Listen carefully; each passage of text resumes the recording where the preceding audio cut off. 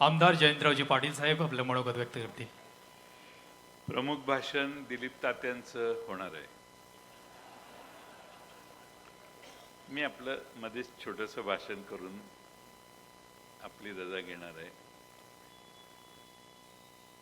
व्यासपीठावरील सर्व मान्यवर, नगरपालिकेचे नगराध्यक्षपदाचे आपले उमेदवार आनंदराव संभाजी मलगुंडे, आमचे 15 प्रभागातील 30च्या 30 सर्व व्यासपीठावर उपस्थित असणारे उमेदवार, सर्व संघटनेचे पदाधिकारी आणि या निमित्तानं या ठिकाणी उपस्थित असणारे सर्व मान्यवर, काँग्रेस पक्षाचे सर्व मान्यवर नेते आणि बळीराजा शेतकरी संघटना आणि अण्णाभाऊ साठे यांच्या पुतळ्यासाठी एकत्रित आलेल्या अनेक संघटना ज्यांचा पाठिंबा मिळालेला आहे आणि सर्व बंधू आणि भगिनींनो, वेळ झालाय म्हणून मी सगळ्यांची नावं घेत नाही, ते सगळे मला माफ करतील असा मला विश्वास आहे.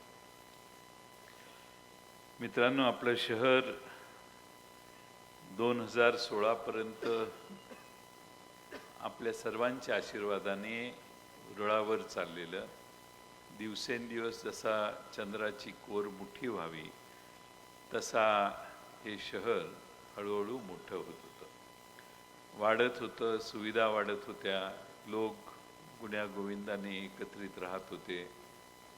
या शहरात हा चंद्र वाढत असताना अनेक लोक या शहरात चांगलं पाणी मिळतंय, शैक्षणिक व्यवस्था चांगल्या होत आहेत म्हणून ह्या शहरात सतत येत गेले. प्रत्येकाला दुसरं घर आपलं इस्लामपूरमध्ये असावं असं शिराळा तालुक्यातल्या लोकांनाही वाटत होतं, पलूस तालुक्यातल्या लोकांनाही वाटत होतं. इकडं कराडच्या बाउंड्रीवर कासेगावच्या पलीकडच्याही अनेक लोक आज आपल्या शहरात येऊन राहिलेली आहेत. नागरिकांना काय हवं असतं तर उत्तम सुविधा हव्या असतात आणि म्हणून आमचा त्यावेळी प्रयत्न होता की ह्या शहरात चांगल्या सुविधा देण्याचं काम करूया. 16 साली निवडणूक झाली, निकाल लागला. 2016च्या निवडणुकीत आमचा पराभव झाला. विजयभाऊंसारखा एक दिग्गज नेता ज्याने अनेक वर्ष या शहरासाठी वेळ दिला, कष्ट केले, त्यांचा पराभव झाला. आम्ही तो पराभव स्वीकारला. पुढं नगरपालिकेचं काम सुरू झालं. 5 वर्षाचं काम आणि त्यानंतरचे प्रशासक अशी 9 वर्ष आता आपली आयुष्याची गेलेली आहेत. या 9 वर्षात प्रगती काय झाली, नवं या शहरात काय आणलं, ज्यांना आपण सत्ता दिली त्यांनी या शहराचा नावलौकिक वाढवण्यासाठी काय केलं, हा प्रश्न या शहरातले नागरिक आज अतिशय बारकाईनं विचारायला लागलेले आहेत. जवळपास या ठिकाणी जे प्रश्न होते, खंडेराव नानांनी भाषणात त्या प्रश्नाचं समर्थन करणारे आमचे जुने सहकारी होते, त्यांचं वक्तव्य तुम्हाला दाखवलं, सांगितलं. मला वाटतं त्याच्या पलीकडे प्रचार करण्याची काही गरज आहे असं मला वाटत नाही. आज मी गेले काही दिवस या शहरातल्या गल्ली बोळात फिरतोय. लोक म्हणतात याला गल्ली बोळात फिरायला लागतंय. अरे, मी प्रत्येक नगरपालिकेला गल्ली बोळात फिरतो, लोकांशी बोलतो, लोकांशी संवाद साधल्यावर त्यांचे आणखीन प्रश्न कळतात. पुढच्या 5 वर्षात ते आणखीन डबल स्पीडनं सोडवण्याची ताकद मिळते आणि म्हणून मी अजून वर कुठंतरी गेलो तरी गल्ली बोळात फिरायची माझी सवय मी सोडणार नाही. तो माझा स्वभाव धर्म आहे. जमिनीला धरून राहणारी आम्ही माणसं आहोत आणि म्हणून गल्लीबोळात फिरण्याचं आम्हाला कधी कमीपणा वाटत नाही आणि त्यातून नवे प्रश्न या शहरातले लोकांच्या अपेक्षा, आशा, आकांक्षा, अनेक गोष्टी कळतात. पण मी फिरताना असं एक बघितलं की लोकांना या निवडणुकीत आता मुद्द्यांवर मतदान करायचं. शहरात जे काही 9 वर्षात बिघडवलं ते 9 वर्षात बिघडलेलं दुरुस्त व्हावं अशी सामान्य लोकांची फार मोठी अपेक्षा आहे. आणि सामान्य लोकांच्या मनात आहे की आता झालं 9 वर्षात झालं ते झालं, आता पुन्हा राष्ट्रवादी शरदचंद्र पवार पक्षाला संधी देऊया, तुतारी वाजवणाऱ्या माणसाच्या मागे उभा राहूया, ही मानसिकता या शहरातल्या जवळपास सगळ्या नागरिकांची झालेली आहे. खरं म्हणजे शहराच्यासाठी काय कार्यक्रम यापेक्षा गल्ली बोळात फिरून माझ्यावर टीका करणे हा महत्त्वाचा कार्यक्रम काहींचा झालेला आहे. आज आपण सगळ्यांनी अनेक गोष्टी या शहरात चालू केल्या. दुसऱ्या मजल्यावर चढणारं पाणी, ती पाण्याची योजना बिघडवली. 25-30% लिकेज व्हायला लागले. आणि या शहरामध्ये गेल्या 9 वर्षात जेवढे पाण्याचे कनेक्शन होते ना, ते कनेक्शन दुप्पट झाले. तरी ह्यांना भान नव्हतं की नवी योजना आणली पाहिजे आणि शहरात पाणी दिलं पाहिजे. 10 वर्षापूर्वी 9 वर्षापूर्वी जी पाण्याची योजना होती, त्यानंतर आमचं या ठिकाणचं सत्ता गेल्यानंतर पाणी पुरवठा उपसा यंत्रणा सक्षम झाली तर नाहीच, पण 2016 नंतर ह्यांनी साधा एक पंप देखील खरेदी केला नाही पाणी पुरवठ्याचा. सगळ्या व्यवस्थेकडे दुर्लक्ष. आणि सगळ्यात महत्त्वाचं म्हणजे मी मागच्या 1-1.5 वर्षापूर्वी सीओला सांगून या शहराची पाणी पुरवठा योजनेचा प्रस्ताव राज्य सरकारला मी पाठवला आणि तो आता स्टेट लेवल स्क्रुटिनी कमिटीमध्ये गेलेला आहे. 124 कोटीचं तत्वता त्यांनी मान्यता यापूर्वीच दिलेली आहे. आणि ही निवडणूक झाल्यावर राज्य सरकारच्या या मान्यता दिलेल्या प्रस्तावाला आधीच दिलेली आहे. मी त्याचा पाठपुरावा केला. अजून मंत्र्यांच्याकडे गेलेलं नाही प्रकरण. खाली आम्ही काय करू शकतो याचा तुम्हाला अंदाज म्हणून एक उदाहरण दिलं. या दत्त टेकडीला मी 5 कोटी आणले. सत्ता कुठं होती आपली? पैसे राज्य सरकारकडून कसे आणायचे या जयंत पाटलाला माहिती आहे. तुम्ही काही चिंता करू नका. आणि म्हणून 124 कोटी रुपयाची पाण्याची योजना या शहराच्या पाण्याच्या व्यवस्थेला दुरुस्त करण्यासाठी आम्ही प्रपोज केली आहे. यांच्या काळात झालेली नाही 5 वर्षात. मी सीओच्या मागे लागून महाराष्ट्र जीवन प्राधिकरणच्या अधिकाऱ्यांशी बोलून, चीफ इंजिनियरशी बोलून ह्याला प्रपोज करून मुंबईला पाठवली आणि तो प्रश्न सोडवण्याचा मी पूर्ण प्रयत्न करणार आहे. कारण पाण्याचं महत्त्व अगदी पाक त्या कोळीमळा टकलाई नगरपासून ते इकडं आंबेडकर नगरमध्ये प्रत्येक उरणवाडीपर्यंत आमच्या सगळ्या आया बहिणींना आहे. आणि तो प्रश्न सोडवण्याचं अभिवचन मी या निमित्तानं देतो. इस्लामपूर, उरण ईश्वरपूरच्या लोकांनी चिंता करायची गरज नाही. खरं म्हणजे साधारणपणाने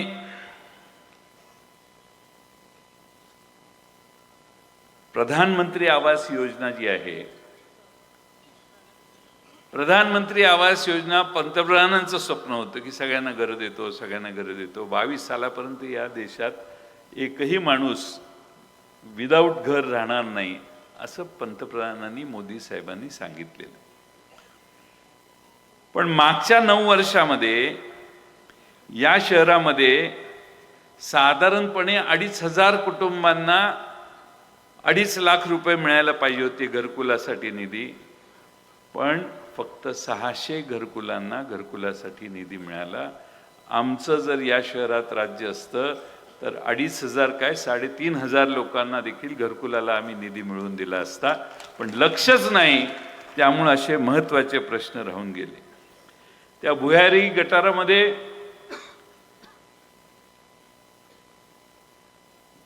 STP सिवेज ट्रीटमेंट प्लांटसाठी आधी जागा घेऊन तिथं सिवेज ट्रीटमेंट प्लांट पूर्ण करायचे असतात आणि मग भुयारी गटारं खणायला सुरुवात करायची असते. या महाशयांनी उलटं केलं. आधी भुयारी गटार खणायचं काम केलं ह्यांना जागाच घेता आल्या नाही. 2 जागा घ्यायच्या होत्या, त्या 2 जागा त्यावेळी घेता आल्या नाहीत. मी ज्यावेळी पालकमंत्री झालो त्यावेळी एकनाथ जाधवांच्या घरी हे जे मगाशी बोललेले हे आणि 2-4 आम्ही जाऊन त्यांना विनंती केली. आणखीन दुसरी जागा घेण्यासाठी आम्ही केले. आता नगरपालिकेच्या ताब्यात ह्या 2 जागा आलेल्या आहेत. आपलं सरकार उद्या इस्लामपूर उरण ईश्वरपूरमध्ये आलं की आपण सीवेज ट्रीटमेंट प्लांट पूर्ण करू शकू आणि भुयारी गटारचं काम देखील पूर्ण करू शकतो. त्यामुळं आम्हाला हेही काम पूर्ण करायचं. या सगळ्या भागामध्ये गांधी चौकात इकडच्या बाजूला गणेश मंदिराच्या तिथं एवढी प्रचंड ट्रॅफिक असते. त्या ट्रॅफिकवर सोल्युशन आपल्याला काढावंच लागेल आणि त्याची काही सोल्युशन्सचा विचार आम्ही केलेला आहे. आज भाषण फार वेळ चालेल म्हणून मी आज ते दाखवत नाही, पण याच्यावर यापूर्वी एकदा अभ्यास. ट्रॅफिकची समस्या सोडवण्याचा, पार्किंगची समस्या सोडवण्याचं काम देखील आम्ही पुढच्या काळात घेणार आहे. आज खरं म्हणजे हे शहर शामरावांना आणि त्यांच्या सर्व सहकाऱ्यांनी सांस्कृतिक चळवळीचं प्रसिद्धी असणारं शहर म्हणून आपल्या उरण ईश्वरपूरचा नावलौकिक आहे. पण मागच्या 9-10 वर्षात सगळं ठप्प आहे. स्वर्गीय राजाराम बापूंच्या नावाने व्याख्यानमाला होती, ती बंद झाली. नाटक असेल, मुलाखत घेण्याचे प्रकार असतील, ते सगळे बंद झाले. आणि म्हणून आम्ही आमच्या सत्तेवर आल्यानंतर उरण ईश्वरपूर महोत्सव हा दरवर्षी नगर परिषदेच्या मार्फत साजरा करू आणि त्यात या उरण ईश्वरपुरातल्या सांस्कृतिक, साहित्यिक सर्व प्रकारच्या कवीपासून सगळ्यांना त्या ठिकाणी व्यासपीठ निर्माण करून देऊ, जेणेकरून या उरण ईश्वरपूर शहरातल्या कुठल्याही साहित्यिकाला, लेखकाला, कवीला, साहित्यात रममाण होणाऱ्या सामान्य नागरिकाला देखील एक व्यासपीठ आणि विरंगुळ्याचं आणि त्या ठिकाणी जाऊन बसण्याची व्यवस्था आम्ही या शहरात करू. खरं म्हणजे खाद्यप्रेमींच्यासाठी एकत्रित आस्वाद घेण्यासाठी एक वेगळी खाऊ गल्ली निर्माण करण्याची गरज आहे. अनेक शहरात असते, आमच्याकडे ती काही खाऊ गल्ली नाही आहे. मागच्या 9 वर्षात झाली नाही. लय खाऊ गल्ली आम्ही बघितल्यात. आम्ही एक खाऊ गल्ली नक्की या ठिकाणी या शहरात करू. ही दुसरीकडे कुठेतरी ह्या लोकांनी जाऊन खाऊ नये त्यासाठी व्यवस्था. खरं म्हणजे या शहरात गरीब माणसं आपलं लग्न कसं बसं उरकतात, ज्याला आर्थिक कुवत नाही. मी बरेच मंगल कार्यालय बघतो, दरी जरा जास्त असतात. आपण एक नगरपालिकेच्या वतीनं मंगल कार्यालय करूया जिथं मोफत उरण ईश्वरपूर मधल्या नागरिकाला बुकिंग करून मोफत त्या ठिकाणी लग्न करायला येईल. कुठल्याही गरीबाला माझं लग्न जरा असंच झालं तसंच झालं असं कुठल्याही गरीबाच्या घरात मुलगा असेल आणि मुलगी परगावायची असेल तर तो त्यांना सांगेल, आमच्या नगरपालिकेने आनंदराव मलगुंडेने आता मंगल कार्यालय केले, तुम्ही इकडे या, सगळे आम्ही खर्च करतो. त्यांना कशाला सांगायचं हे मोफत आहे म्हणून. खरं म्हणजे हिरवळीसाठी आपलं गाव प्रसिद्ध होतं, पण आता बकाल झालं. नगर परिषदेतून दरवर्षी आता 30 नगरसेवक आहेत, 30च्या 30 निवडून येतील असा या शहराचा एलेनशेट अंदाज दिसतोय. आणि त्यामुळं 10,000 झाडं दरवर्षी लावून जगली पाहिजेत हा निर्धार आम्ही पुढच्या 5 वर्षात प्रत्येक वर्षी करू. बचत गट फार मोठ्या प्रमाणात आहेत. मध्ये CRPच्या बैठका मी आमच्या पंचायत समितीत घेतल्या. त्यातून असं लक्षात आलं की आपल्या उरण ईश्वरपूरमध्ये देखील महिलांचे बचत गट फार आहेत.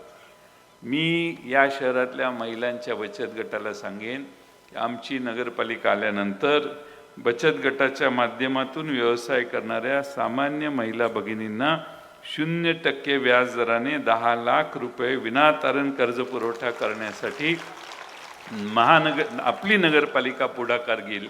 आणि या शहरात कष्ट करणाऱ्या ज्या आमच्या भगिनी आहेत त्यांच्या व्यवसायाला आधार देण्याचं काम आम्ही भविष्यकाळात केल्याशिवाय राहणार नाही, हा विश्वास मी या निमित्तानं देतो. खरं म्हणजे या शहरामध्ये एक आमचे मगाशी भाषण दिलं, मी काय ऐकलं नाही, पण मी सांगितलं की तुम्ही कोणताही बाग बगीचा उभा केला नाही. हे भाषण आपल्या विरोधी नव्हतं. स्टेजवर त्यांचे जे पूर्वीचे नगराध्यक्ष होते त्यांना ते बोलत होते, आपल्याला नाही बोलते. म्हणजे तुम्ही कुणात एकही बगीचा केला नाही. उपजिल्हा रुग्णालयात डायलिसिसच्या मशीन दिल्या नाहीत. या जयंत पाटलांनी 1.5 वर्षापूर्वी 10 डायलिसिस मशीन उपरुग्णालयात ठेवलेल्या आहेत. सरकारनेच त्या चालू केलेल्या नाहीत. हा सरकारला विनंती, मिटिंगा, बैठका करून देखील सरकारने काहीतरी टेंडर दिलं. त्यामुळे त्या डायलिसिस मशीन 10 अतिशय आधुनिक आणून ठेवलेल्या आहेत. मी त्याचा वापर उपजिल्हा रुग्णालयात ते करू शकत नाहीत, कारण सरकारची योजना आहे ती आम्हीच करणार आहे आणि त्यात ते थांबलेलं आहे. पण कुठलाही आरोग्याची सुविधा केली नाही असं त्यांनी तिकडं भाषण केलं. एक फोटो दाखवता येईल का? दाखवा ना. लागलं का?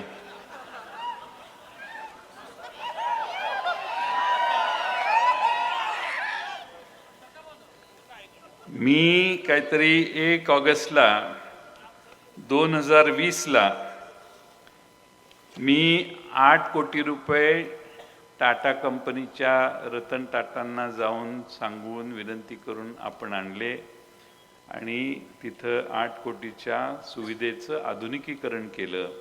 आज महाराष्ट्रातलं सगळ्यात उत्तम सुविधा असणारं उपजिल्हा रुग्णालय म्हणजे उरण ईश्वरपूरचं आहे आणि त्याच्या उद्घाटनाला मी त्यांना घेऊन गेलेलो.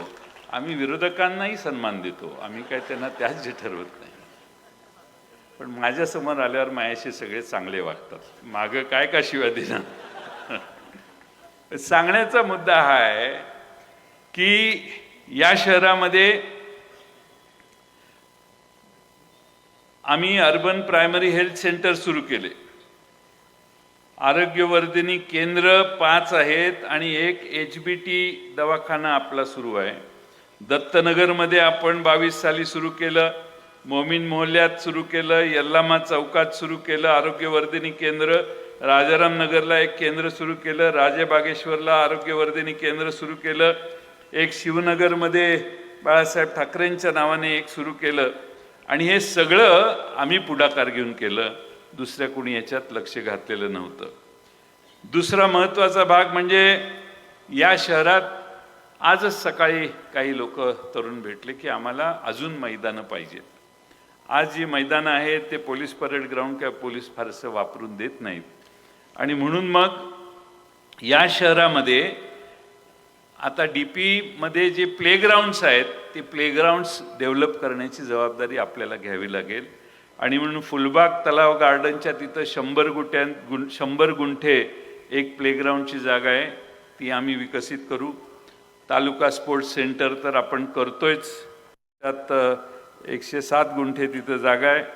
जावडेकर हायस्कूल प्लेग्राऊंड आहे 45 गुंठे. नियर दगडी बंगल्याच्या तिथं प्लेग्राऊंड आहे 47 गुंठ्याचं. टकलाई नगर गार्डन आहे तिथं 92 गुंठ्याचं आहे. राजेबागेश्वर यात्रा ग्राउंड तिथं आहे, तिथं राजेबागेश्वरची यात्रा होते, त्यामुळे तिथल्या लोकांना विश्वासात घेऊन ते आपल्याला करावं लागेल. टाकारी रोडच्या मागं MSCBच्या मागे एक 80 गुंठ्याचं आरक्षण आहे आणि जुन्या कामेरी रस्त्यावर 76 गुंठे आणि 50 गुंठे अशी आपण प्लेग्राऊंडची रिझर्वेशन्स आहेत, त्याला आपल्याला विकसित करायचं आहे. खरं म्हणजे यांच्या कालखंडामध्ये बऱ्याच गोष्टी झाल्या नाहीत आणि त्यामुळं या शहरात लोकसंख्येप्रमाणे स्मशानभूमी 6 ठिकाणी आता रिझर्वेशन आहेत. त्यातल्या 3 ठिकाणी विजयभाऊ असतानाच आपण त्या डेव्हलप केलेल्या आहेत. त्यासाठी मार्केट्स करायचे आहेत, 4 करायला पाहिजेत प्लॅनप्रमाणे, ते एकच ठिकाण त्याच आत्तापर्यंत डेव्हलप झाले. शॉपिंग सेंटर 16 ठिकाणी करायचं आहे, 2च झाल्यात. हळूहळू 5 वर्षात याकडेही आम्ही लक्ष देऊ. आणि लायब्ररी या शहरात 5 असल्या पाहिजेत, एकाच ठिकाणी आता सध्या 5 ठिकाणी रिझर्वेशन आहेत. आणि या ठिकाणी आणखीन ज्या काही सुधारणा करायच्या आहेत त्यामध्ये देखील आम्ही लक्ष देऊ. गरिबांसाठी घरं ही 8 ठिकाणी करायच्यासाठी आरक्षणं आहेत, त्यातल्या 2 आरक्षणं झाली आहेत. उरलेली 6 आरक्षणं डेव्हलप करून या शहरात, तुम्हाला माहिती आहे की नाही माहीत नाही, असे अर्ज बरेच आले आहेत आम्हाला घरं पाहिजेत, पण त्यांची एकत्रित यादी, नोंद आणि मान्यता अशी काही नाही. आनंदराव मलगुंडे आल्यानंतर आम्ही जी पहिली काही कामं करणार आहे त्यात या शहरात भाड्याच्या घरात राहतात, मुलगा कुठंतरी असतो आणि आई वडील भाड्याच्या घरात राहतात, त्यांना घर नाही, अशा लोकांना घरं देण्यासाठी ही आरक्षणं 6 उरलेली आहेत ती आम्ही आरक्षित झालेली आहेत. त्याच्यावर आम्ही घरकुलं बांधण्याचे प्रस्ताव ताबडतोबीनं तयार करू आणि आनंदराव मलगुंडेंच्या हस्ते लवकरात लवकर नव्या घरांची नवी पहाट प्रत्येक कुटुंब ज्याला घर नाही, छत नाही मालकीचं, त्याला घर देण्याचा कार्यक्रम देखील या 5 वर्षात आम्ही अतिशय चांगल्या पद्धतीनं राबवू. मी हे सगळं आपणाला सांगतोय कारण हे आमचे कार्यक्रम आहेत. आम्ही जो जाहीरनामा दिलाय तोही आपल्या हातात आहे, पण त्याचबरोबर 3 ठिकाणी स्टेडियम आहे, पण एकही स्टेडियम आपल्याला आत्तापर्यंत ओपन थिएटर जे आहे ते सोडलं तर स्टेडियमची व्यवस्था नाही. 3 ठिकाणी आरक्षण आहे, त्याचाही आता आपण पाठपुरावा करू. ह्या सगळ्या गोष्टी आरक्षणात घालून आपलं सरकार इथं शहरात होतं, आपली नगरपालिका होती, त्यावेळी राज्य सरकारला प्रस्ताव पाठवला. 10 वर्ष इस्लामपूर उरण ईश्वरपूरचा प्रस्ताव मंजूर झाला नाही. आता मंजूर मागच्या वर्षभरात झाला. शेवटी आम्हाला ठराव करावा लागला की तुम्ही नाही मंजूर केला तर हा आमचा ठराव आहे आणि ती कायद्यातच तरतूद आहे, त्याप्रमाणे आपला प्लॅन जाहीर केला. मग सरकारने त्यात लक्ष घातलं आणि तरी देखील जवळपास 8-9 वर्ष त्याला निर्णय करायला लागले. त्या दरम्यान लोकांनी वाट किती वेळ बघणार, सामान्य माणसांनी घरं बांधली आणि घरं बांधल्यानंतर त्या घरांच्या मध्ये राहणाऱ्या लोकांना ह्या नगरपालिकेनं शास्ती कर लावला. आता शास्ती कर लावल्यावर मी ज्या दिवशी अर्ज भरला आनंदराव मलगुंडेंनी, त्यावेळी विजय कुंभार आपण जाहीर केलं की आनंदराव मलगुंडे निवडून आल्यावर पहिली ज्यावेळी बैठक होईल नगर परिषदेची आपली, त्यावेळी पहिला ठराव असेल तो या शहरावरचा शास्ती कर रद्द करण्याचा. मुख्यमंत्र्यांचं भाषण तुम्ही ऐकलं की नाही माहित नाही, ते म्हटले अरे आधी का नाही आला, ह्यापूर्वीच शास्ती कर रद्द केला असता. म्हणजे हे किती नाकर्ते आहेत बघा. ह्यांनी जाऊन त्यांना सांगून शास्ती कर रद्द करून यायला पाहिजे होतं, कारण ते म्हटले महापालिकेचा केला तर नगरपालिका केलीच असती. म्हणजे मला जे कळतं ते ह्यांना कळत नाही. हा फरक यांच्यात, आनंदराव मलगुंडेंपासून इथं बसलेल्या सगळ्यांच्यात आणि त्यांच्यात आहे. त्यामुळं मी नुसती घोषणा केली, मुख्यमंत्र्यांनी सांगितलं निवडणूक झाल्यावर शास्ती कर रद्द करून देतो, म्हणजे काम होणार. पण ते मी आणि आनंदराव मलगुंडेंनी जाहीर केल्यावर झालेलं आहे. मी नेहमी सांगतो की शेवटी प्रश्न मलाच सोडवायचे आहेत. या शहराचे आजपर्यंतचे प्रत्येक प्रश्न आम्ही सोडवला आहे.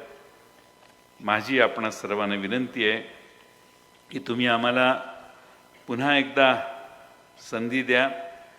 आनंदराव मलगुंडे दादांचं 5 नंबरचं बटन दाबून त्यांना विजयी करा आणि आमच्या प्रत्येक वॉर्डातील 2 जे नगरसेवक आहेत त्यांनाही विजयी करा.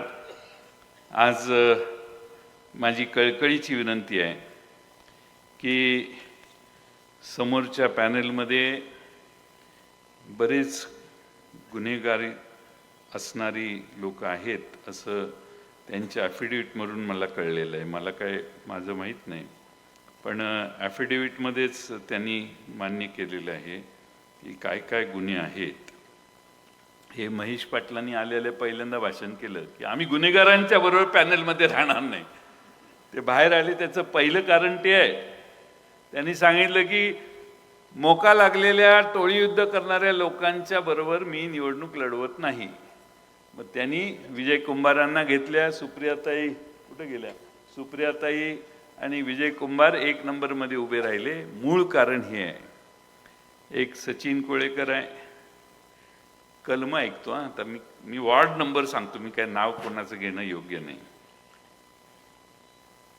कारण काय आता बराच वेळ होईल. कलम ऐका नुसती कलम. 307, 324, 504, 506, 143, 147, 302, 143, 147, 148, 149 आणि 323 एवढी कलमं लागलेली आहेत. दुसरे बहादर आहेत प्रभाग 2 मध्ये, त्यांच्यावर कलम 406, 420, 447, 465, 467, 468. तिसरे एक आहे, परवा यांच्या नानांच्या वॉर्डात फिरत होते काहीतरी, 135 2 गुन्हे आहेत त्यांचे, 135. 6 नंबर प्रभागात एलन शेठ, तुम्ही जपून राहा, 392 आणि 34 कलम लागलेलं आहे. अभ्यास करा ते कसलं कलम आहे. 7 नंबर प्रभागात आमचा संग्राम कुठे गेला? एक असा वॉर्ड आहे की माणूस उभा राहायलाच तयार नाही. घरटी संबंध आहेत. लोक म्हणतात ह्यालाच उभा करा. सकाळपासून सुरू केलं की हो साहेब मी राहतो. रात्रीपर्यंत पटवून दिलं की रात्री सांगणार ठीक आहे साहेब उभं राहतो. सकाळी येणार तयार नाही. का? आमची बायका मुलं आहेत, आम्हाला ह्या मार्गाला लावू नका, आम्हाला आमच्या बायका मुलांना कॉलेजला जाताना शाळेला जाताना त्रास होईल. मलाच कळे ना की उमेदवारच उभा राहत नाही, काय करायचं. पण आमचा वाघ त्या ठिकाणी आज आम्ही नेऊन उभा केला.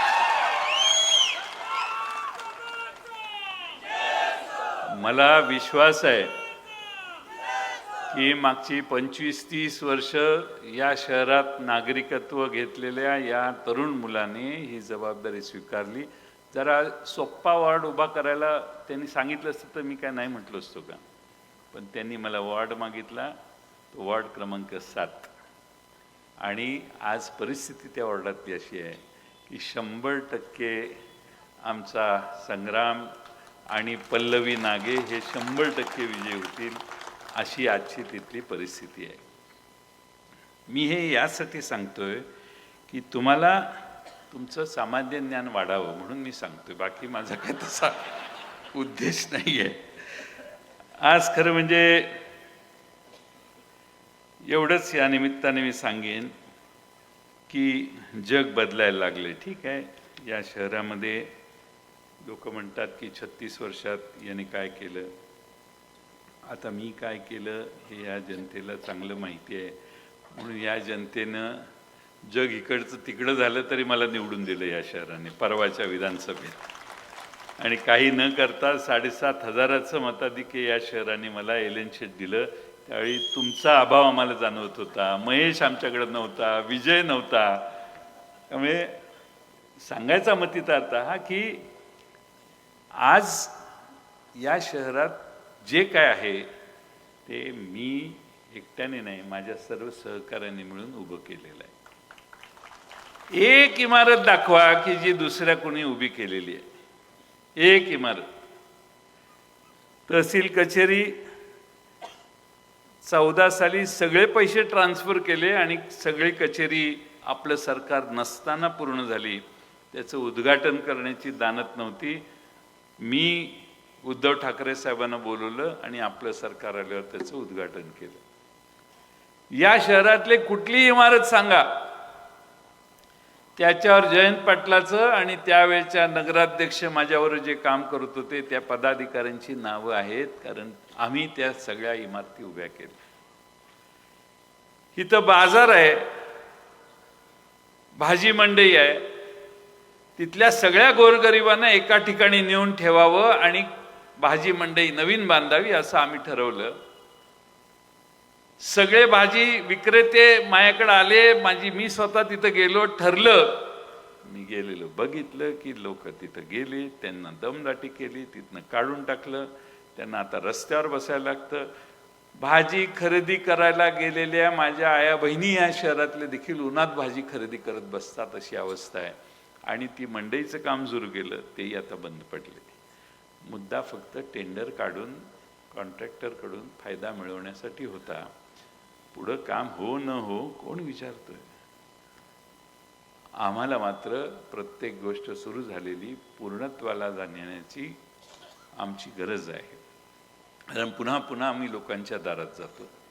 आज आम्ही निर्णय घेतला, छत्रपती शिवाजी महाराज, डॉक्टर बाबासाहेब आंबेडकर यांच्याबरोबर पुण्यश्लोक अहिल्यादेवी होळकरांचा देखील पुतळा या शहरात करायचा.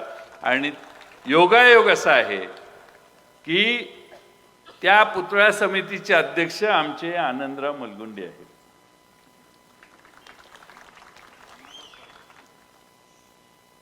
आम्ही लोकशाहीर अण्णाभाऊ साठे, साहित्य सम्राट, ज्यांचा या तालुक्याला अभिमान आहे, त्यांचा पुतळाही शामराव अण्णा बँकेचे प्रमुख आहेत, त्यांनी आणि आम्ही बसून ठरवलं. सगळ्यांनी आंदोलन केलं. मी म्हटलं नाही. दिलीप तात्यांनी जरा पुढाकार घेतला. जिल्हा मध्यवर्ती बँकेच्या जागेचा कोपरा देण्याचा निर्णय झाला आणि त्या ठिकाणी अतिशय चांगला भव्य दिव्य अण्णाभाऊ साठे यांचा पुतळा आम्ही उभा करणार आहे. मी यासाठी सांगतोय की ह्या सगळ्या गोष्टी आमची जबाबदारी आहे म्हणून केलेल्या आहेत. आता इथून पुढे भविष्याकडे बघितलं पाहिजे. या शहरामध्ये 4G आलं त्यावेळी मुलं मुली आमच्या इस्लामपूर उरणातली सगळी मोबाईल टॉवरच्या खाली बसायची इंटरनेट चालवण्यासाठी. मोबाईलचा प्रचंड वापर त्या काळात झाला. जे जे जगात नवीन आहे ते या शहरात आणायचा प्रयत्न आम्ही केलेला आहे. पुन्हा संधी जर आपण दिली तर या देशामध्ये, या जगामध्ये जे जे आहे ते पहिल्यांदा या शहरात करण्याचं काम हे मी, आनंदराव मलगुंडे आणि आमचे 30च्या 30 सहकारी करू, हा पहिल्यांदा आपण विश्वास मनात बाळगा. मी या शहरातल्या गल्ली बोळात वेगळ्या ठिकाणी जाऊन आलोय, लोकांशी संवाद साधलाय. अनेक कामं अजूनही आपल्याला करायची आहेत, जी कामं करण्यासाठी पूर्ण ताकदीनं भविष्यकाळात आपण काम करणार आहोत. मी आपणाला एवढाच विश्वास देईन की या शहरामध्ये बरीच लोक आजही उपजीविकेची साधनं शोधण्यासाठी येतात. ती उपजीविकेची साधनं अधिक वाढवण्याचं काम आपल्या सर्वांना करायचं आहे आणि ते करण्यासाठी हा दशसूत्रीचा कार्यक्रम आम्ही आपल्या सर्वांच्या घराघरात वाटलेला आहे. हा आमचा जाहीरनामा आहे. हा आम्ही मनात आलं म्हणून केलेला नाही. आम्ही राष्ट्रवादीच्या वेबसाईटवर हा जाहीरनामासाठी सूचना मागवल्या. 7-8 हजार लोकांनी सूचना केल्या, हे करा, हे केलं पाहिजे. त्यातल्या जास्त ज्याची डिमांड होती, मागणी होती, त्या सूचनांचा अंमल करण्यासाठी हा जाहीरनामा ही आमची या शहराला कमिटमेंट आहे. बंधू भगिनींनो, माझी आपणा सर्वांना कळकळीची विनंती आहे की खंडेराव नानांनी तुम्हाला काही क्लिप दाखवल्या. अजून एक क्लिप आहे, ती उद्या तुमच्याकडे पोच करतो. त्या क्लिपला प्रतिसाद सगळेच देतील आणि आनंदराव मलगुंडेंचा विजय हा आधी 8-10 हजाराने झाला असता, आता 10-12 हजाराच्या आत येणार नाही, एवढं काम आहे. माझे सगळे उमेदवार चांगले आणि चांगल्या पद्धतीनं काम करणारे उमेदवार आहेत. आमच्या खंडेराव नानांनी त्या निनाईनगरमध्ये बगीचा करायला सांगितला, एवढा उत्तम बगीचा केला. काल परवा खंडेराव नाना मला घेऊन गेले आणि सांगितलं की या गार्डनची अवस्था बघा. आणि मी बघायला गेलो तर बागेचं जंगल झालेलं होतं. त्या ठिकाणी खंडेराव नानांनी एक चांगली निनाई नगरच्या सगळ्या प्रकल्पग्रस्तांसाठी सुविधा म्हणून एक जिम केलं, बाकीच्या सुविधा केल्या. त्याच्यावर अनेकांनी डोळा ठेवला. अनेक शॉपिंग सेंटर आहेत जी पूर्ण झालेली आमच्या काळात, ती चालू करण्याची इच्छा यांना झाली नाही. आणि म्हणून माझी आपणा सर्वांना विनंती आहे की हे करण्यासाठी एक चांगला असा माणूस नगराध्यक्ष केला पाहिजे. मी यावेळी साधा माणूस उभा केलेला आहे. स्कूटरवर बसतो, घरातनं नगरपालिकेत जाईल, नगरपालिकेतनं तुमच्या वॉर्डापर्यंत येईल, परत घरी जाईल, तो स्कूटरने जाईल. एअर कंडिशनमध्ये माझा नगराध्यक्ष एअर कंडिशन गाडीमध्ये बसणार नाही. आमच्या नगराध्यक्ष कमलताई कायम सगळ्यांना उपलब्ध राहील. लहान मुलांनी जरी हात केला ना तर माझा नगराध्यक्ष स्कूटर थांबवेल, ही माझी गॅरंटी आहे माझी. बाकीच्यांचं तर 100% होईल. सगळ्यात महत्त्वाचं काय, 24 तास तुमची सेवा ते करतील. आमचा नगराध्यक्ष 7 नंतर बंद पडणार नाही.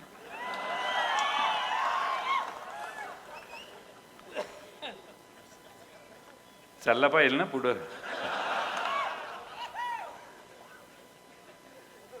24 तास आमचा नगराध्यक्ष चालू राहील.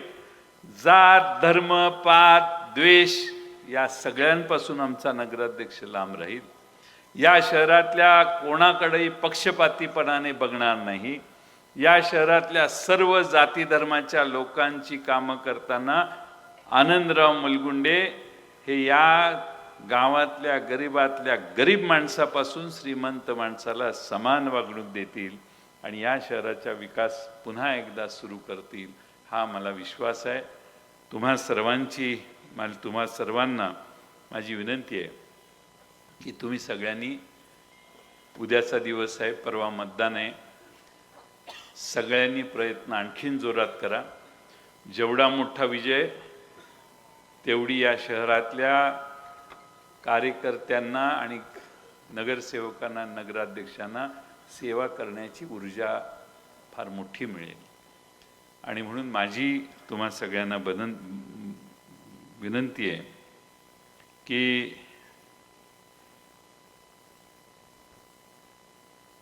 कोणाबद्दल आता बोलत नाही. अभी हमारा ध्यान वक्त बदलने पर है. अभी हमारा ध्यान वक्त बदलने पर है. रंग बदलने वालों को हम बाद में देख लेंगे. आपण सर्वांनी, हिशेब तर होईलच सगळ्यांचा.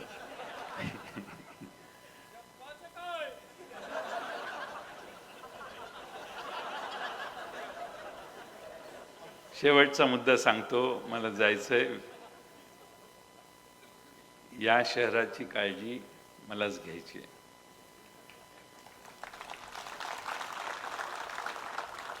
जे मंत्री मुख्यमंत्री येऊन तुम्हाला भाषणं देऊन जातील त्या सगळ्यांचाच उद्देश,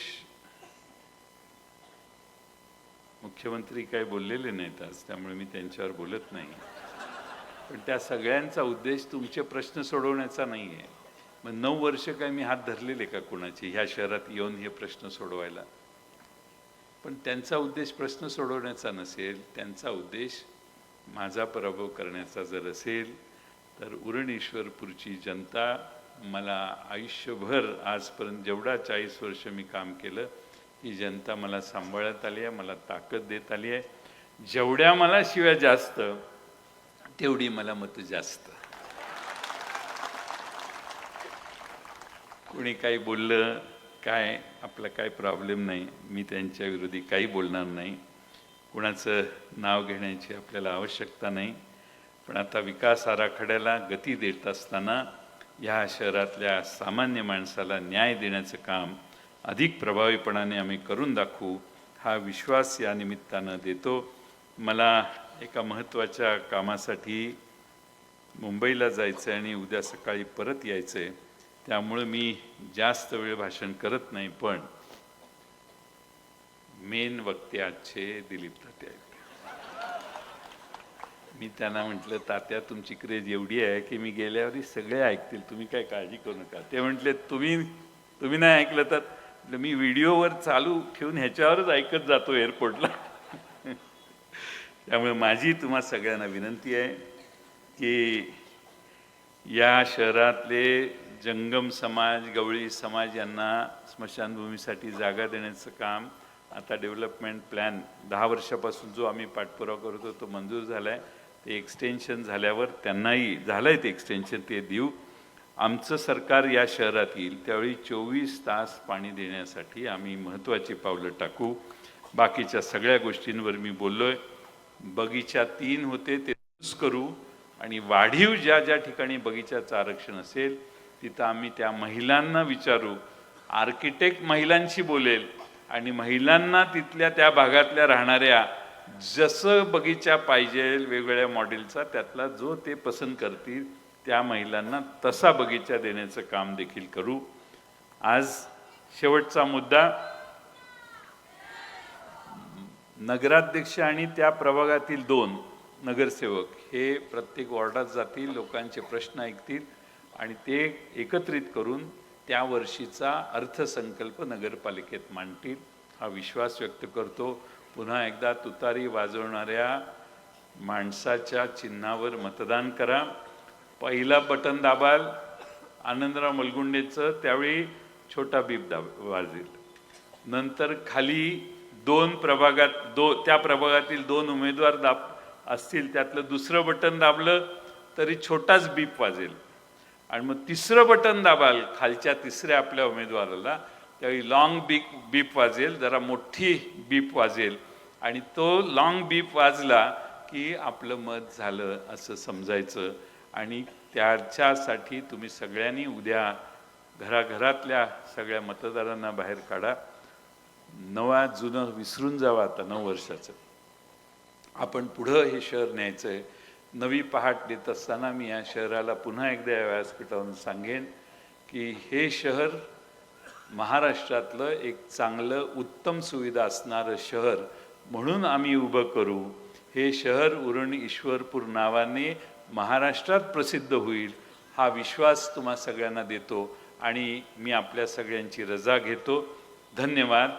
आणि पुढचं सुरू करा. धन्यवाद साहेब. जाऊ नका, सगळे भाषण तात्यांचं आहे. धन्यवाद.